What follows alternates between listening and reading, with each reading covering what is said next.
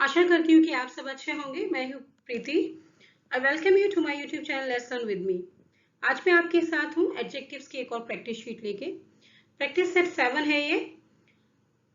Right 25 questions मैंने यहाँ पे लिए हैं और पहले ये समझते हैं कि एडजेक्टिव्स होते क्या हैं।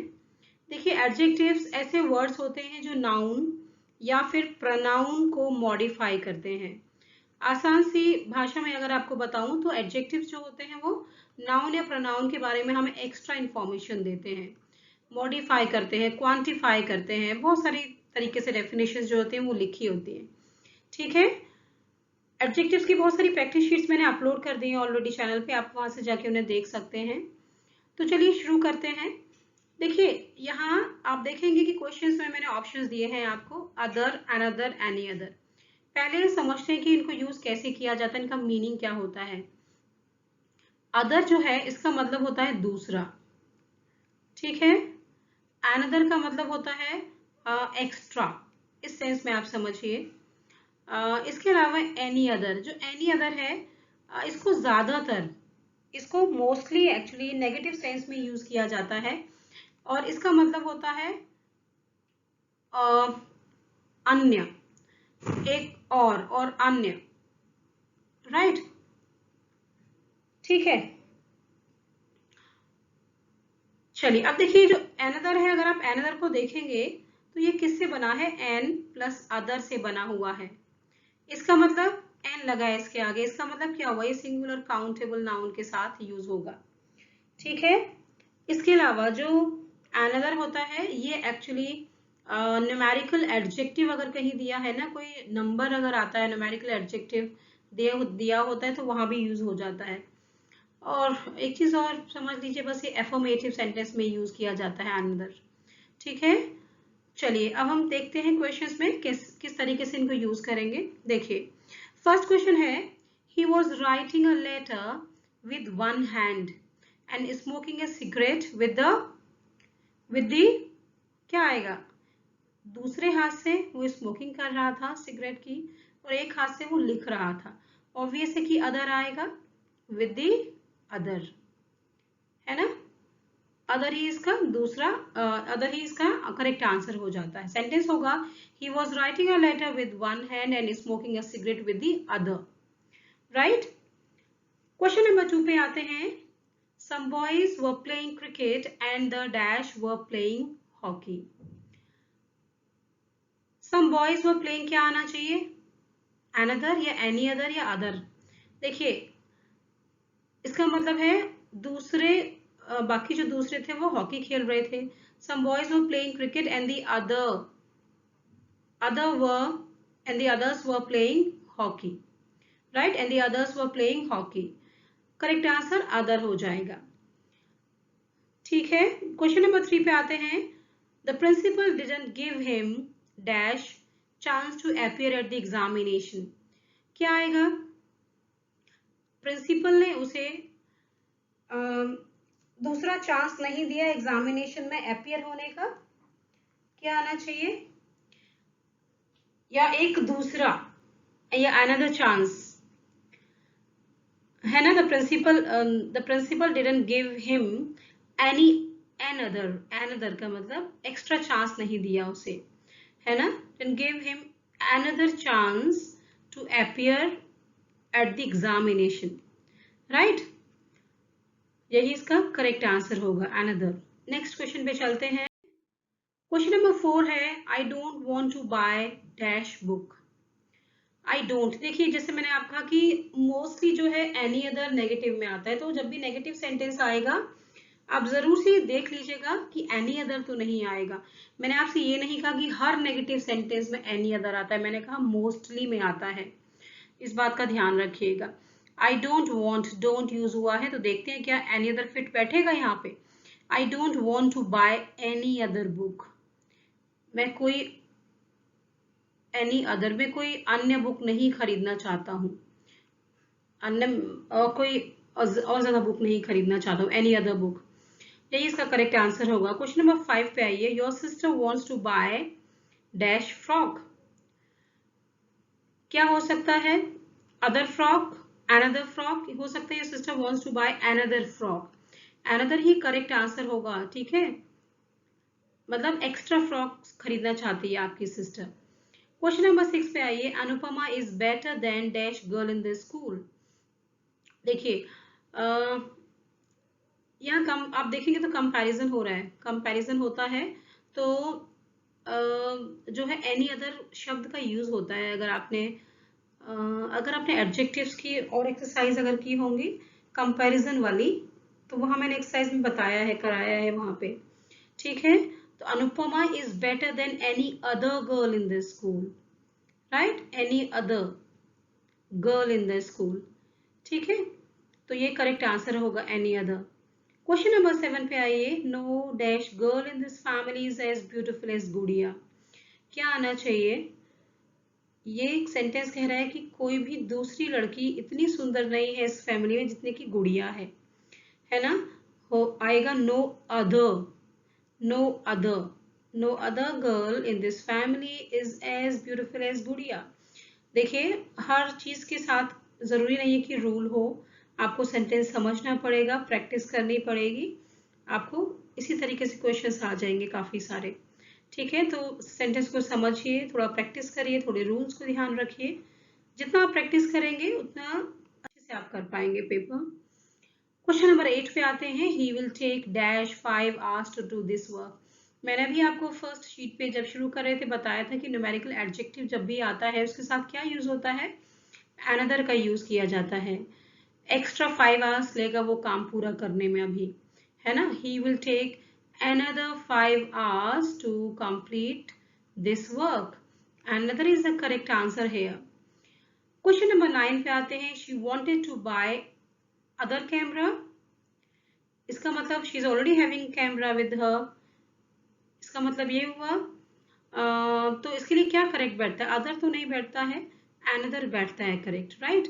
she wanted to buy another camera means extra, एक और चाहिए उसे, राइट, अनदर ही करेक्ट आंसर हो जाता है यहाँ पे। क्वेश्चन नंबर 10 पे आइए, Mount Everest is higher than, क्या आएगा? देखिए जब भी कंपैरिजन होता है तो कंपैरिजन में एनी अदर वर्ड का यूज होता है, यही करेक्ट है। Mount Everest is higher than any other peak in the Himalayas, right, any other इसका करेक्ट आंसर हो जाएगा। आप मुझे कमेंट में भी बता सकते हैं कि आपने कितना स्कोर किया, आप मेरे साथ साथ प्रैक्टिस करिए, प्लीज कमेंट जरूर करिए आप। अगर आपको वीडियो समझ आ रहे हैं तो मैं बहुत डीमोटिवेटेड फील करती हूँ कि आप एक भी कमेंट नहीं करते। आपको अच्छे लग रहे हैं वीडियोस तो आप बताइए अच्छे लग रहे हैं मैम, यूजफुल है, नहीं अच्छे लग रहे हैं तब भी आप मुझे एटलीस्ट बताइए कमेंट करके।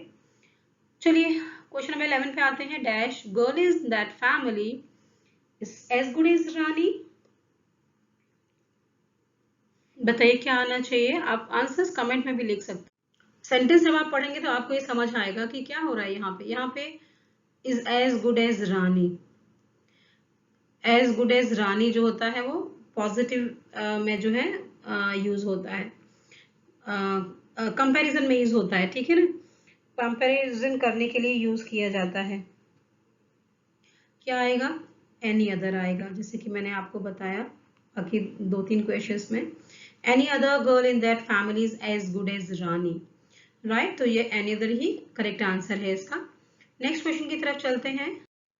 क्वेश्चन नंबर 12 पे आइए, the dash boys are playing in the park, ठीक है, another boys, any other boys या other boys are playing in the park, simple सी बात है, अदर दूसरे बच्चे जो बॉयज जो है वो पार्क में खेल रहे हैं, the other boys are playing in the park, right. Question number 13 पे आते हैं, he wants dash chair, he wants other chair, another chair, any other chair, he wants another chair, right, he wants another chair, उसे एक दूसरी extra chair चाहिए, right, ये correct answer हो जाएगा। क्वेश्चन नंबर 14 पे आइए, I have dash time to arrange the party. देखिए यहाँ से दूसरे वाले क्वेश्चन शुरू हो जाते हैं जहां आपको वेरी लिटिल या वेरी फ्यू आपको फिल करना है ब्लैंक्स में। पहले समझ लेते हैं कि वेरी फ्यू और लिटिल कहाँ कैसे यूज होता है। देखिए जो फ्यू होता है ये उन नाउन्स के लिए यूज होता है, वहां यूज होता है जहां पे काउंटेबल नाउन होता है। ठीक है, काउंटेबल नाउन के केस में हम फ्यू का यूज करते हैं और लिटिल का यूज करते हैं अनकाउंटेबल के केस में, अनकाउंटेबल नाउन के केस में। ठीक है ना। एडजेक्टिव्स की पहले भी मैंने प्रैक्टिस शीट कराई है, वहां पे अच्छे से मैंने बहुत सारे क्वेश्चंस बताए हैं, कॉन्सेप्ट क्लैरिटी वहां से अच्छे से हो जाएगी, यहाँ भी हो जाएगी आपको। तो फ्यू याद रखिए कहाँ होगा, जहाँ काउंटेबल नाउन हो, और लिटिल कहाँ यूज होगा, जहाँ अनकाउंटेबल नाउन हो। बस इतना सा काम आपको याद करना है, इतना सा काम करना है, सारे क्वेश्चंस हो जाते हैं हमारे। चलिए देखते हैं। I have dash time to arrange the party. अब देखिए जो टाइम है वो कैसा है, वो काउंटेबल है या अनकाउंटेबल है। टाइम जो है वो कैसा है, उसे आप काउंट कर सकते हैं, काउंट कर सकते हैं मतलब 1 2 3 4 में काउंट कर सकते हैं क्या, 2 टाइम 3 टाइम 4 टाइम ऐसा काउंट नहीं कर सकते हैं क्या, नहीं कर सकते हैं। तो लिटिल आएगा, I have very little time to arrange the party. क्या आएगा, very little, very little correct answer हो जाएगा। क्वेश्चन नंबर 15 पे आइए। Dash students came to attend the class. Students हैं, स्टूडेंट्स जो होते हैं इनको आप काउंट कर सकते हैं 1 2 3 4 करके, काउंटेबल नाउन है भाई। क्या आएगा, very few, very little, very few. Very few students came to attend the party. Right. Question number 16 पे आते हैं। Dash money is needed for this project. देखिए जो मनी होता है ना, इसको याद रखिएगा, सिंगुलर अनकाउंटेबल नाउन होता है। ठीक है, पहले भी बहुत सारे क्वेश्चंस में इसका यूज हुआ है एडजेक्टिव की ही वर्कशीट्स में। सिंगुलर अनकाउंटेबल नाउन है, अनकाउंटेबल नाउन के लिए वेरी लिटिल यूज करेंगे आप। क्या आएगा, very little, money is needed for this project. Next question की तरफ चलते हैं। नेक्स्ट क्वेश्चन है 17 question. There were dash students in the class.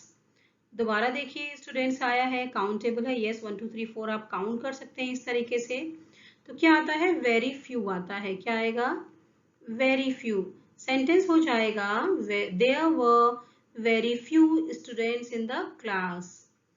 चलिए नेक्स्ट क्वेश्चन है, question number 18। There was dash milk in the pot.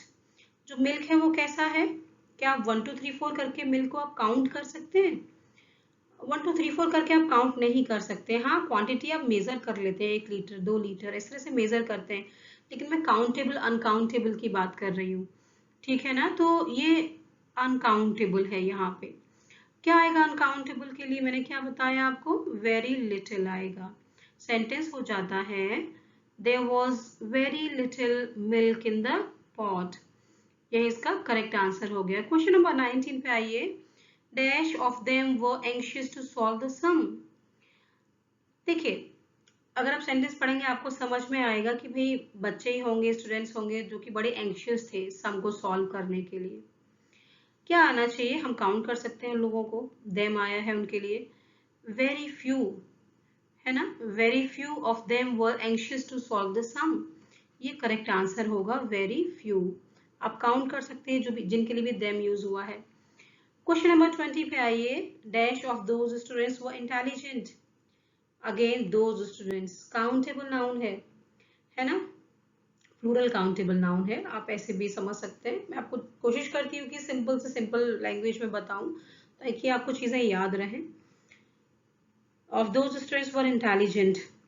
अब देखिए those students क्या है, आप इनको काउंट कर सकते हैं, है ना, 1 2 3 4 5 6। सो वेरी फ्यू इसका करेक्ट आंसर हो जाएगा। Very few of those students were intelligent. Question number 21 पे आइए। Your father has dash money to give you. अब देखिए मनी है, यहाँ पे मनी के लिए आएगा जो भी आएगा, फ्यू या लिटिल। लेकिन जैसा कि मैंने बताया आपको, मनी जो होता है सिंगुलर अनकाउंटेबल नाउन होता है हमेशा। मनी का एक्चुअली मतलब होता है यहाँ पे धन। ठीक है, मनी का मतलब होता है धन। देखिए रुपीज जो होता है वो तो काउंटेबल हो जाता है, लेकिन जब भी आप इस तरीके से मनी समझते हो तो वो धन होता है एक्चुअली। उसके फादर के पास बहुत कम धन है उसे देने के लिए। राइट।